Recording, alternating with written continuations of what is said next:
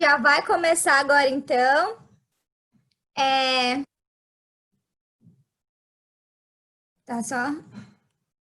Ok, aí! Gente, esse daí é o pastor Renato.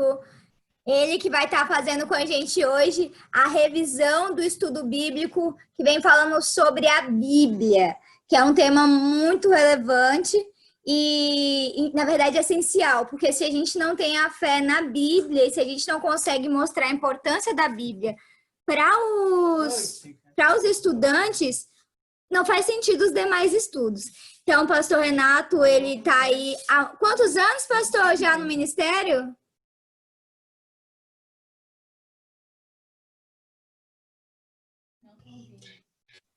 16 anos.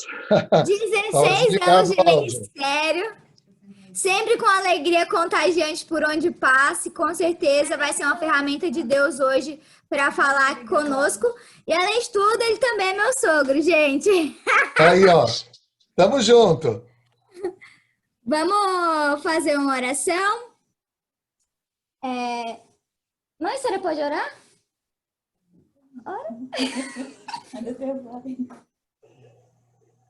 Oremos.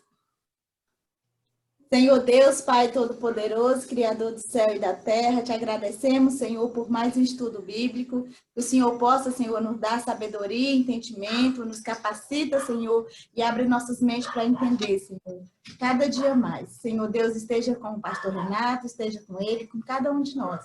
É isso que pedimos, te agradecemos, em nome do seu Filho amado Jesus. Amém. Amém. Amém. Então, agora é com o senhor, pastor. Depois a gente abre para as perguntas, daí vocês se preparam. Vamos lá, então. Tenho 15 minutos aqui, não é isso? Depois mais 15 de perguntas. É isso mesmo, né? E aí, pessoal, galerinha aí do Caleb, como é que vocês estão? Tudo jóia? Beleza ou não? Já montei aqui, já liderei alguns grupos de Caleb, foi uma bênção. E eu entendo que o que vocês estão fazendo é um trabalho do Senhor. Deus tem trabalhado através de várias maneiras, de pessoas, e o Caleb é mais um ministério da igreja abençoado, e não só abençoa as outras pessoas, como você também será abençoado. Eu não posso começar aqui sem antes agradecer a Fernandinha aí, dar um alô para os pais dela, como é que vocês estão? Tudo bem aí? Tudo tranquilo? Na paz? Tamo junto. E fazer através desse trabalho, honrando a Deus, glorificando a Deus e se permitindo ser usado por Ele para fazer grandes coisas. Eu estou vendo aqui, nós estamos com 17 pessoas, vendo a galera aí, tem desbravador, tá com lenço ali, só coisa boa, viu? Bênção total. Então, bora lá, vamos começar aqui uma carta de amor. Eu, hoje, talvez perguntar quantos de vocês já receberam uma carta. Eu não sei quantos dos jovens aí ainda tiveram a oportunidade de, em algum momento, aí receber uma cartinha de um amigo, da namorada ou namorado, no caso aí, ou dos pais.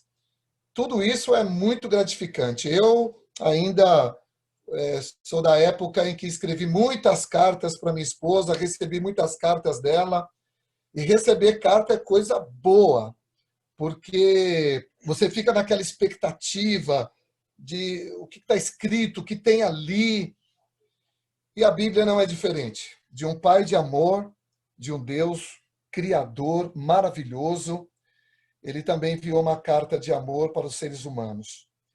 E o conteúdo dela é muito mais forte, mais gostoso de se ouvir do que qualquer outra carta que você possa imaginar. Todas as outras cartas, elas ficam secundárias em frente a esta carta maravilhosa, que é a carta do amor, essa carta que vem de Deus para todos nós. Bem, eu quero dizer para vocês que vocês estão saindo aí para estudar a Bíblia com várias pessoas, possivelmente com jovens, adolescentes, adultos E é bem possível também que outras pessoas de maior idade estejam incluídas aí nesses estudos bíblicos, porque os Calebes, eles alcançam um número infindável de pessoas e também de idades variadas, né? Eu saí de um distrito onde batizei muitas pessoas, fruto do trabalho dos Calebes, né? Então aqui eu queria até passar para vocês algumas coisas, mas está no meu iPad aqui. Primeira pessoa, sabe, é importante você ter algumas coisas a mais do que do estudo. Se você conseguir, antes de você sair para dar os estudos bíblicos, é importante que você leia o estudo bíblico e que adicione, não muitas coisas, umas 3 coisinhas a mais ali para endossar e deixar o estudo ainda mais gostoso.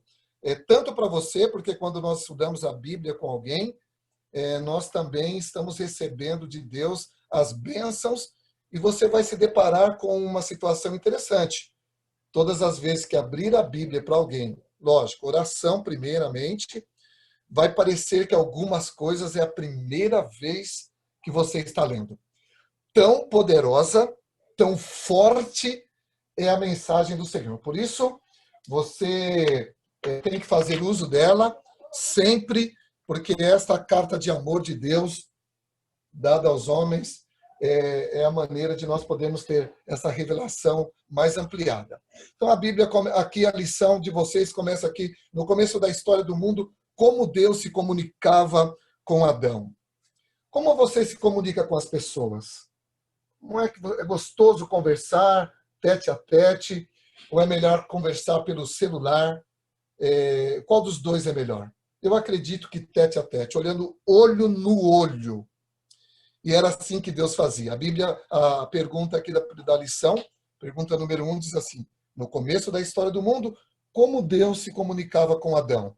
A resposta lá em Gênesis é clara. Olha só o que responde lá. E chamou o Senhor Deus a Adão e disse-lhe: onde está? Aqui a gente vai correndo um pouquinho mais, mas é interessante que você explique para as pessoas alguns detalhezinhos, não só dar a resposta para ela, mas aproveite para dizer a importância que a pessoa tem diante de Deus. É tão importante que Deus poderia ter julgado a Adão e Eva, mas ele faz o contrário. Ou seja, não que Deus não soubesse onde eles estavam, mas Deus pergunta: onde estás? Com o interesse de começar um diálogo ali com ele. Mas o que foi que interrompeu, então, essa comunicação entre o homem e Deus? A Bíblia responde em Isaías capítulo 59, 2, que diz que os nossos pecados fazem separação entre vós e o vosso Deus. Hoje, quando nós olhamos e a gente vê o céu tão lindo, mas parece tão distante hoje de nós, você olha e fala assim: nossa, a altura do céu e todas essas coisas. Saiba que isso nada mais é do que o pecado. O pecado, ele nos distancia de Deus. Ele nos alienia de Deus.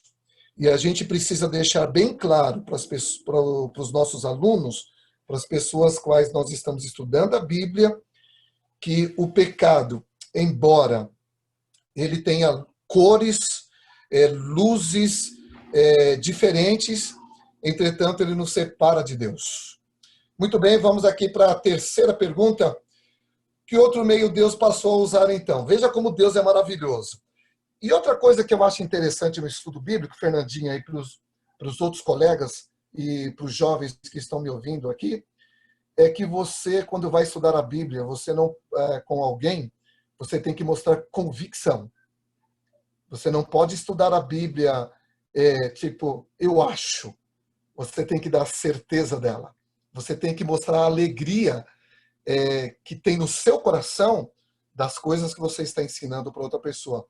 Haja vista que, anterior ao estudo bíblico, nós precisamos ter uma amizade com a pessoa, né? Você precisa primeiro conquistar o coração dela para você e depois você conquista o coração dela para Jesus. Entretanto, depois que veio o pecado, Deus teve que usar uma outra forma. Então, ele usou os profetas, homens de Deus. Não foram qualquer pessoa. Eram seres humanos. Já me perguntaram, pastor, mas a Bíblia foi escrita por humanos. E é verdade, eu concordo plenamente com eles. Daqui a pouquinho, nós temos uma resposta bem forte para essa indagação das pessoas. Muitas pessoas fazem esse tipo de pergunta. Então, a Bíblia diz, lá em Números, capítulo 12, verso 6, que agora Deus, ele se comunica com esses profetas através de sonhos e visões. Os sonhos são quando as pessoas estão dormindo, claro, e as visões quando elas estão acordadas. Segundo os grandes teólogos e mesmo segundo os profetas bíblicos, eles demonstram que as visões os deixava muito exauridos. E já os sonhos, nem tanto. Então, Deus, querendo ainda esta comunicação, Deus ainda desejando falar com o homem, ele faz desta maneira, usando os profetas e dando a eles sonhos e visões. Deus, ele disse algo especial para Moisés. Ele, lá em Êxodo 17, 14 e Êxodo 24, 4, eu vou ler só um dos versos aqui, da pergunta número 5, diz assim, como é que o que Deus disse a Moisés. Então diz aqui, então disse o Senhor a Moisés. Eu gosto de frisar isso. Às vezes, quando eu faço a pergunta para a pessoa, quem é que disse a Moisés? E aí as pessoas geralmente leem de novo no verso, que elas estão com a Bíblia na mão, é o Senhor que diz a Moisés. Então, para você jovem que me escuta aí recapitulando essa lição, e mesmo para que você tenha uma inspiração a mais para poder pregar e falar da palavra do Senhor, você tem que frisar isso. Você tem que deixar claro para a pessoa que não foi um desejo de Moisés, é um desejo de Deus. Então, disse o Senhor a Moisés, escreve isto para a memória num livro e relata-o aos ouvidos de Josué, que eu totalmente hei de riscar a memória de Amaleque, etc. Então, você agora vai frisar para dar resposta à sua pergunta o que mais interessa para eles no momento. Aqui nós temos algumas razões para crer na Bíblia. Está na liçãozinha de vocês aí, e vocês podem deixar fortalecer essa compreensão da palavra de Deus. Eles dão aqui 4 evidências da revelação e da inspiração na Bíblia. Primeiro delas, gente, é como pode Moisés, 1.500 anos lá atrás, até chegar que Moisés foi o primeiro escritor da Bíblia e João o último escritor da Bíblia. Como pode pessoas separadas, não só pelo tempo, mas também pelo território onde eles moravam, ter uma unidade temática tão linda como nós temos na Bíblia? Segundo ponto, são as profecias cumpridas. No Antigo Testamento nós temos 65 predições messiânicas, dizendo onde Jesus Cristo iria nascer, como ele iria ser tratado, e etc. E estas coisas se cumpriram. Outro detalhe, número 3, é a fidedignidade histórica e arqueológica, né? Sobre arqueologia, eu queria dizer para vocês que a arqueologia ela não comprova a Bíblia e ela também não tem esse papel. Muito pelo contrário, a arqueologia ela tem o papel de simplesmente comprovar a história, mas a Bíblia não, né? Mas nós vemos achados arqueológicos que têm sido de uma relevância muito importante para muitas pessoas que, com pouca fé, né, elas veem, através da arqueologia, um cumprimento, ou um cumprimento não, algo que comprova a Bíblia. Mas, na verdade, a arqueologia não foi feita para isso e não serve para isso. E a quarta delas são vidas transformadas através da mensagem e da leitura da palavra de Deus. Sexta, quase chegando no finalzinho aí. Alguma parte não é inspirada por Deus? Muito pelo contrário. A Bíblia diz toda a Escritura é divinamente inspirada e proveitosa para ensinar, para redarguir, para corrigir e para instruir na justiça. Então, não existe nenhuma parte da Bíblia que foi feita por decisão humana. É certo que humanos foram usados por Deus, mas a autoria não é do ser humano. A Bíblia, ela é de autoria divina. Qual a utilidade da Bíblia, então, na vida do jovem, na vida do adulto, na vida do adolescente, na vida da pessoa de mais idade? Aí a Bíblia responde em 2 Timóteo que ela serve para ensinar. Então, queridos, olha só, se você pretende ser alguém grande na vida diante dos olhos de Deus, a Bíblia tem como te ensinar. A Bíblia ela serve para corrigir os nossos erros e ela serve para nos instruir em justiça. Lá em Salmos, diz que ela como que purifica o jovem no seu caminho.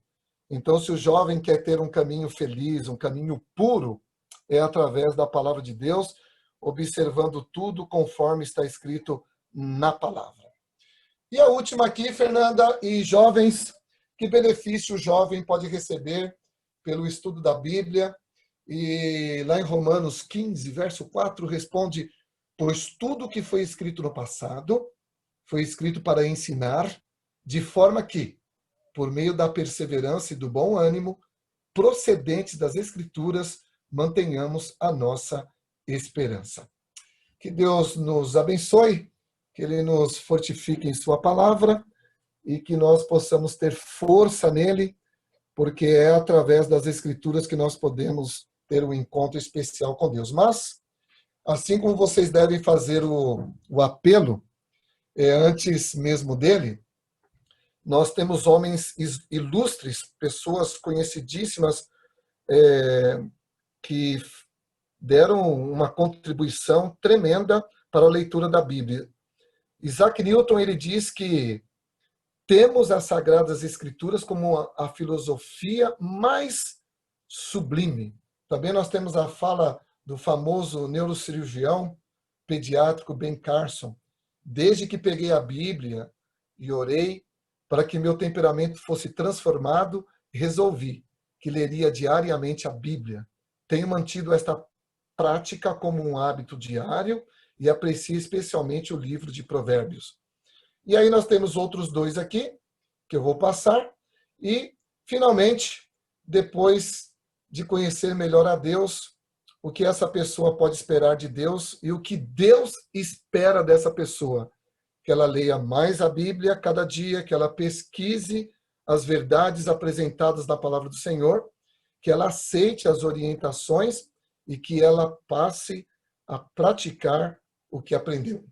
E aqui tem a decisão.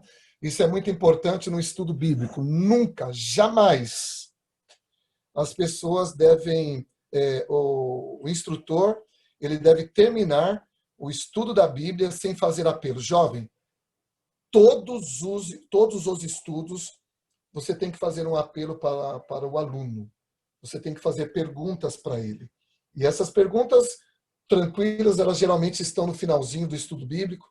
E aqui, na minha decisão, do estudo que vocês estão fazendo com as pessoas, uma das decisões é: creio que a Bíblia é a carta de amor de Deus e creio que Ele inspirou os seus escritores? Então, amado, você tem que fazer essa pergunta para Ele e tem que ter uma resposta positiva, é claro. E a segunda: aceito o que está escrito nela como uma mensagem de Deus para mim e quero, pela graça de Jesus, praticar os seus ensinos? Uma coisa que eu tenho feito sempre, quando eu faço a pergunta, eu mesmo respondo: eu aceito. Eu creio nas coisas que eu acabei de ler para vocês.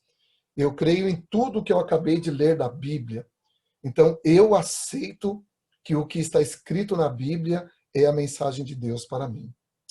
Sendo assim, queridos, que Deus nos abençoe. Então, nós vamos passar aí, né, Fernandinha, para as perguntas e etc. E vamos ver se nós conseguimos responder todas elas.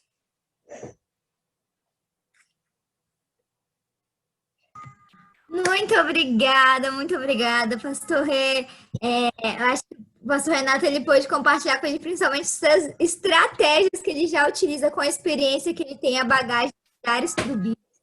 E acredito que mesmo nesse momento que a gente está fazendo o estudo bíblico, ainda assim se faz importante todas essas estratégias desse contato na hora da correção do estudo.